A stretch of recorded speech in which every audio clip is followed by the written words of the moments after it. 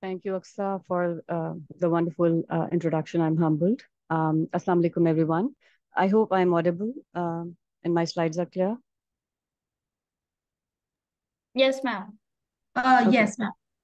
Okay, so as Aksa has introduced, I confirm that my name is Sheerien Rajput, and I am a molecular biologist with interest in stem cells and cancer stem cells, to be specific. And Alhamdulillah, during the last 3 to 4 years, I have had the opportunity to get involved in learning and setting the tissue engineering core at the Center for Regenerative Medicine Stem Cell Research at Khan University. And while doing so, I was, alhamdulillah, able to learn the ways to utilize the potential of stem cell-like cells that can one day be translated for organ or to tissue regeneration, hopefully. So let's begin. I'll start by emphasizing upon the great promise stem cells hold and how they can be used for regenerative medicine approaches. We'll then see how this emerging technology of 3D bioprinting brings together different disciplines of science, and we'll discuss the aspects or you may say applications of 3D bioprinting, which is by using stem cells for tissue and organ regeneration. And in the last, I'll try and summarize the discussion while briefly touching upon the limitations and challenges due to which the fruits of this application have not reached bedside as yet. So starting with stem cells, we all know that they are specialized cells of the body in their most undifferentiated state, and they have the potential to be differentiated into other types of cells. Now, they have extensive proliferative capacity as they are slowly dividing cells, and they, for most of the lifespan during their life, they live in quiescent state. They can renew themselves and they can undergo asymmetric cell division, which means that when they divide, they can give rise to two cells, one cell of their own kind, which is a stem cell-like cell, and a daughter cell, which is one step ahead in the lineage of differentiation. Now, these properties altogether of stem cells, they offer a great potential to cure the root cause of certain chronic degenerative disorders rather than just treating them through the process of regenerative medicine. And this process relies on the 3 Rs. So when I say these 3 Rs, they are repair, regenerate, and replace. So in case of any injury to the cell or tissue, the first approach is that the body should be able to mobilize its own resident stem cells to work at the site to repair the damage. And if it is not possible, extrinsic or intrinsic factors can be provided to facilitate that regeneration process to the body. And in case both the approaches do not work, then the last resort is to replace that tissue or organ to prevent further damages to the tissue, to the organ, to the body, and to prevent loss of function due to the damage to that tissue. And for replacement, the cells of choice are stem cells or stem cell-like cells, as we can say them, which can be taken from the body. They can be grown outside the body in vitro conditions by providing conditions that would mimic the in vivo environment of the organism. So ideally, for achieving this process outside the body, we need cells and the support system, which can allow these cells to grow outside the body and become what we want them to become and to do what we want them to do. And then these components, we'll discuss about them one by one. So the first question arises that where would these cells come from? And again, coming back to Mr. Yamanaka's proposed solution, iPSCs is the cell of choice. And here you can see that provided the highest differentiation potential they have and the least ethically restricted cell type, induced pluripotent stem cells are the perfect choice to be utilized in regenerative medicine approaches when they are compared to other known types of stem cells, such as fetal stem cells, adult stem cells, organ-derived stem cells, or embryonic stem cells. Now, since the initial description in 2006 in mice and in 2007 in human cells, induced pluripotent stem cells are increasingly being studied in stem cell research and most recently in the therapeutic arena by the possibility of generating differentiated cells for in vitro modeling outside the body in the lab, as well as for therapeutic purposes as well. And most recently, the attention was focused on the possibility of using these iPSC cells or pluripotent stem cells, whether they are iPSCs or embryonic stem cells by definition, for generating organ-like structures, which are known as organoids. And you must have heard about this technology. Quite a few colleagues have talked about that already. Extensive research has yielded several protocols that have given us the recipe for generating these organoids of different parts of the body, such as gut, pancreas, livers, lungs, breast, you name them, and we can generate these organoids in the lab in vitro modeling system. Now, emerged from the pioneering work of the group of Hans Cleaver, organoids are simply tridimensional assembly of cells, mimicking organ-like features that can be generated in vitro using specific cues. Now, there are now extensive data showing that these structures can actually recapitulate some of the features observed in adult organs, opening therefore major perspectives for their use in disease modeling. They can be used for studying developmental stages, for personalized medicines, for regenerative medicine approaches, for studying toxicology profiles of certain drugs. And perhaps in the future, they can also be used as a tool for regenerative medicine approaches. Now, this technology has also have the potential to replace animal experiments, as theoretically, we can now grow any tissue or organ in vitro in the lab outside the animal body, and we can do all the analysis that for which animals are normally required. Okay. However, the construction of organoids, they pose certain limitations, such as the inability to fully stimulate the in vivo microenvironment. So they cannot mimic the microenvironment of the in vivo conditions 100% outside the body. They may have inadequate vascularization. They may be slightly different in size by the self-organization of organoids from what the actual organ is in the body. And there may be a lack of precise spatial ordering and unestablished co-culture system with other types of cells. So when I say unestablished co-culture system with other types of cells, here I mean that if I am studying any phenomena through using breast organoids, or if I want to use breast organoid to study something in that tissue, for example, it would give me the details restricted to that tissue only. It won't provide me any information about the phenomena and its relation or interaction, or the interaction of the tissue with the bones or the liver or blood or any other organ, for example. So with this restriction, all the people around the world are looking for prospective solutions to these challenges, such as they are trying to identify co-culturing protocols, which may mimic the in vivo ECM to the best possibility, and to overcome the lack of vascularity through presence of endothelial cells in those organoids. Then transplantation of the organoids directly to the animal overcomes the slow maturation time and size limitations of these organoid technologies.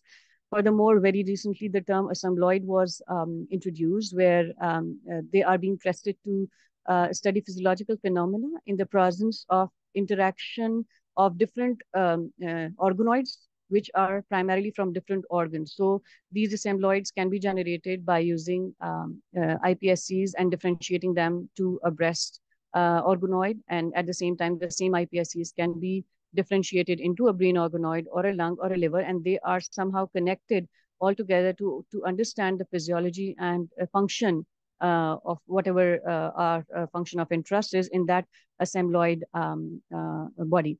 Now, to overcome some of these shortcomings of the organoid model, 3D bioprinting offers a potentially strong solution. Can you see this mark on the slides? I am not sure whether it is. Yes, we can. Should I continue? It is fine? Yeah. Okay, so 3D bioprinting primarily involves deposition of biomaterials. So it involves the layer by layer deposition of biomaterials, living cells, and biochemicals. So these are the three components which are collectively known as bioinks. And this layering is in a precise and controlled manner, where we try to take care of the fact that this layering and this organization will mimic the patient-specific model, which is originally present in vivo. And this precise control over the size and shape of the bioconstruct and the spatial position of cells and biochemical cues, which is possible through bioprinting or 3D bioprinting, is not possible in self-assembling organoids. So this is the major advantage of using 3D bioprinting in our recent studies. So the bio ink, which is the ingredient required. Okay. Okay, so the bioprint, the bioink, that is the ingredient required for the bioprinting of models in the 3D, is a combination of primarily the cells of our choice. They can be iPSCs or whatever the cells we are interested in. They need a material which can give a shape and structure to that the bioprinted model, which is normally called as a scaffold. And the biomolecules are the factors which are required to interact, to generate that interaction between the scaffolds and the cells, and between different types of cells or ECM in case scaffolds are being used. Now, as I mentioned earlier, 3D bioprinting involves these three important components, that is cells, scaffolds or ECM, and biological factors. But it is not that simple. If you start thinking about generating even one by one patch of 3D bioprinted tissues or organ, we'll have to thoroughly think and plan what kind of cells do we want to use. The compatibility of those cells. Should they be undifferentiated, differentiated? If they are liver cells, so what age, what stage of division they should be? Would they be compatible with the vascular or endothelial cell that we are trying to introduce in that by a 3D bioprinted model or not? Would they be stem cell-like cells, iPSC cells, or what sort of cells am I interested in using in that 3D bioprinting scaffold or bioprinted material? Then the second thing, the ECM or scaffold that I wish to use, it has limitless choices. So they can be self-organizing scaffolds. They may be fibrous scaffolds. They may be linearized scaffolds. Hundreds and thousands of hydrogels are available.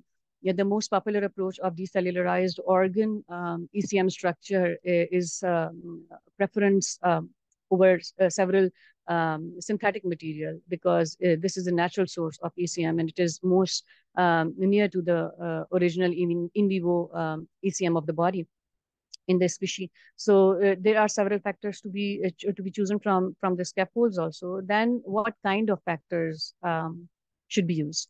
What should be their composition, what should be their concentration, at what time they should be introduced, how frequently they should be renewed to the culture system. So all these questions have the potential to completely alter the outcome of experiments. So therefore, they need to be carefully considered before planning such experiments, before we think about bioprinting certain organs or tissue or patches or whatever our material of choice is. But efforts are underway, and researchers around the world are looking at greater potential, at the best thing that this technology offers. And a very simple example, which I'll try to explain here, is that generation of thick vascularized tissue that would match the patient fully 100% is still an unmet challenge in cardiac tissue engineering. So here a simple approach is reported where 3D printed thick vascularized and perfusible cardiac patches were reported by a researcher in 2019.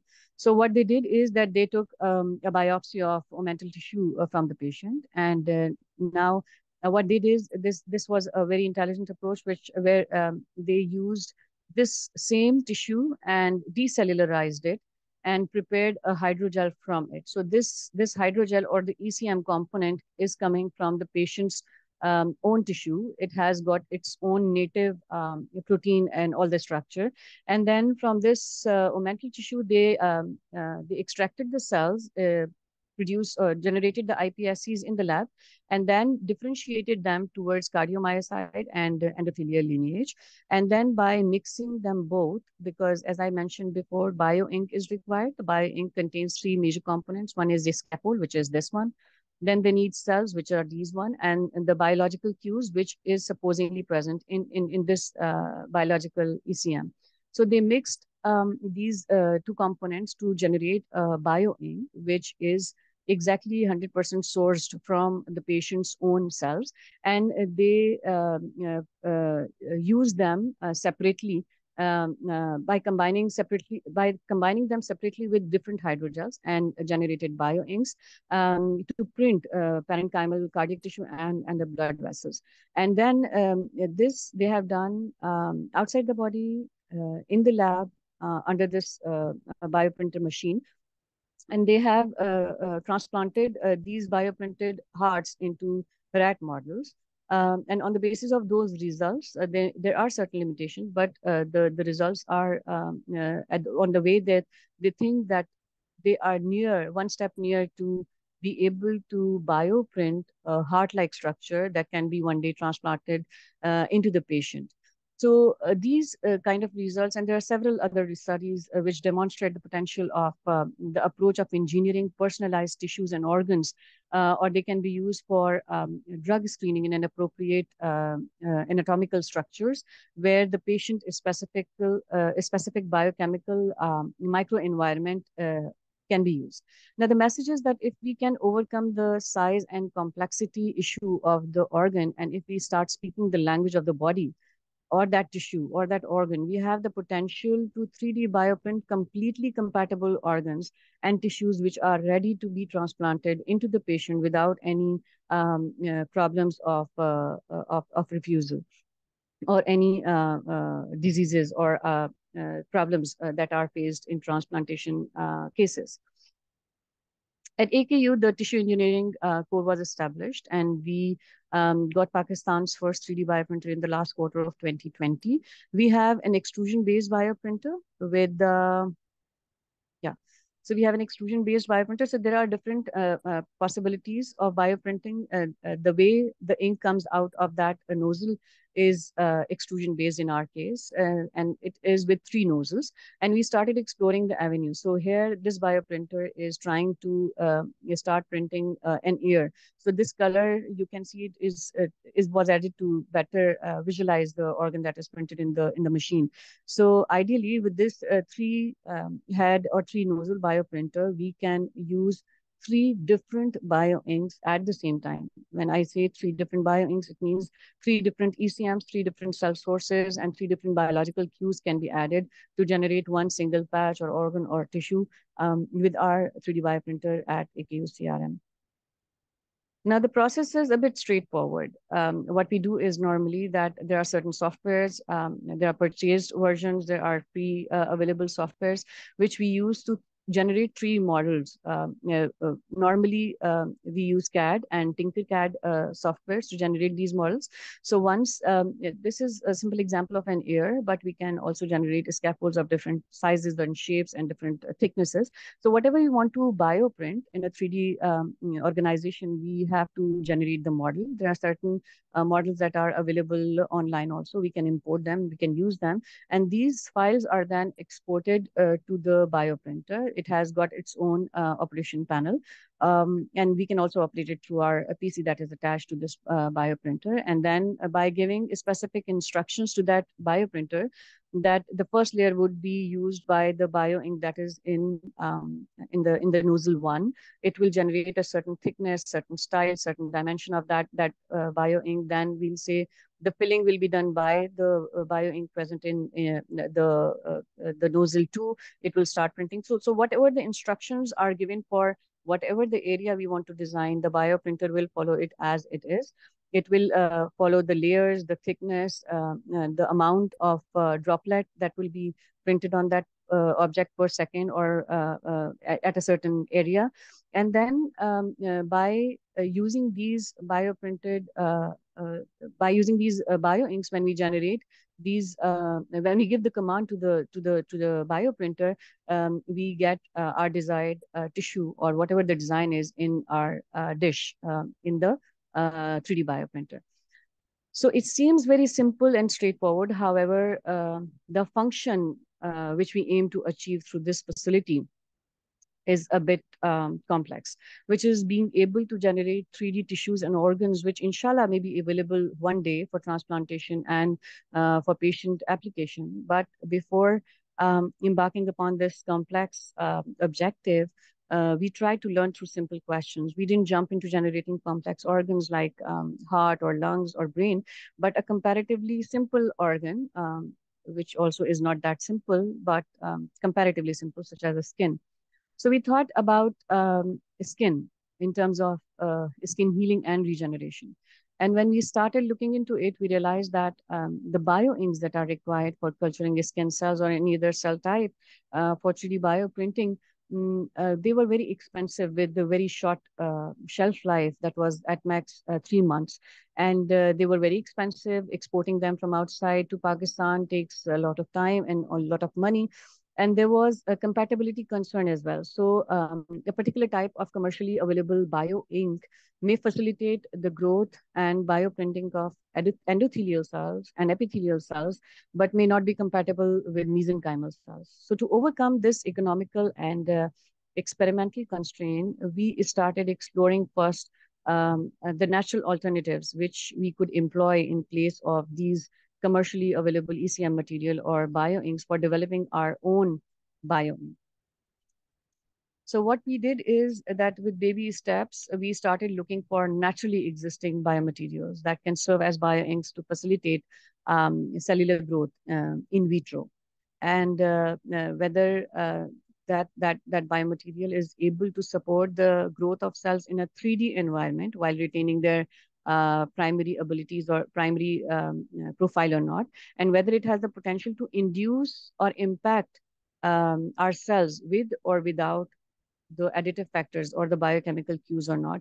And the idea was to identify the substrate and to develop to identify the substrate by identifying whether it supports the growth of these cells in vitro, and then using that substrate to try and develop a bandage or gel like Sunnyplast or that is used now on wounds or skin, and that can induce rapid wound healing without the need of any other external factor. And we started working on identifying and exploring different biomaterials that are available, and we found luckily one, which I will now call Factor X, as the work is still in progress. So what's the way forward?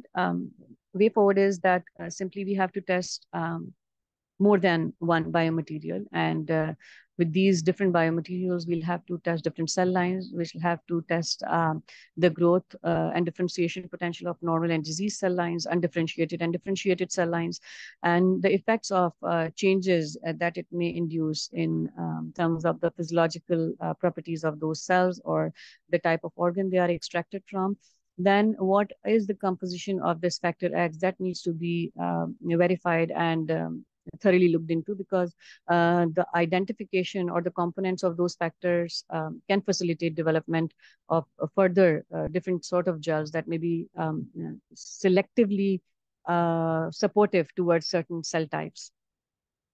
But coming back to the challenges, when I said that three important components are required, the cells, the scaffold, and the components or the growth factors, the biggest challenge is to be able to print these organs or tissues of the size and which are functionally and structurally similar to the in vivo structure. At this point, we are not yet able to bioprint to generate 3D bioprinted organs of the same size that can be transplanted back into human patients. So let us just talk about the challenges in. So I won't go in great detail about the cost and source, because obviously when we use sophisticated technology, the cost is obviously added up. The more sophisticated the machine is, the cost would be multiplied. And the source of bioink, the source of cells, much has been discussed many times about 3D bioprinting, the use of stem cells, the use of iPSCs, what can be done, what cannot be done. What I would like to emphasize upon is the single thing that is about ethics. So 3D bioprinting is an emerging technology with the potential to revolutionize medicine, but it raises several significant ethical questions and concerns. If I may discuss a few, the major concern is about the informed consent. How should informed consent be obtained when 3D bioprinting is used for medical procedures, especially when patients might not fully understand the technology's implication and the limitations? Then who will own the biological data and the designs which will be used for 3D bioprinting, and how can control and access be managed to prevent the misuse or unauthorized replication of the technology or the cells or the organ or tissue? How can the access to 3D bioprinting technologies and their benefits be ensured, especially in healthcare settings, to avoid healthcare disparities between different groups of different races? What is the safety and long-term effects on these 3D bioprinted material? What are the long-term safety considerations? What are the potential unforeseen consequences of 3D bioprinted products? How can the quality and safety of these products be regularized and ensured that there is a high potential of errors, or there may be variations in the printing process. There may be anything that can go wrong with the machine. There may be anything that can go wrong with the extrusion printing of the bio ink. There may be something wrong that can impact the quality of the bioprinted material due to some problem in the cell source. So there are certain quality controls and checks that need to be ensured. Then a great question of environmental impact is there. What environmental impacts it may arise from the material and the waste that would be generated from the 3D bioprinting process, and how that can be discarded, how the impact can be minimized. Then most importantly, how an individual's genetic and biological data be protected in the context of 3D bioprinting, and what are the risks associated with the use or misuse of the sensitive information in labs? What are the culturing or ethical values which can be related to the to life? So body anatomy, other moral considerations in our part of the world, the debate about halal and haram, because if we are using a scaffold from a mice organ or from synthetic material, how are you going to ensure that it is from credible sources that can be used in our part of the world? What are the ethical implications of potentially extending human life through bioprinted organs? How this should concern about the overpopulation issue and how that can be addressed. Now, there's a long list of ethical questions that underscore the need of for careful consideration before we embark upon applying this technology to bedside, and to ensure that 3D bioprinting technologies are used for the benefit of the society, but are being used with responsibility. So these are some questions that are still under debate. So with this, I would like to conclude my presentation with acknowledging the team that I have worked with. These are the members who have worked for these experiments of Factor X, and this is the team which worked to set this 3D bioprinting core at AKU CRM. With this, the dream is to be able to generate this one day, inshallah, with all the ethical queries answered. And with this, I am open to questions. Thank you.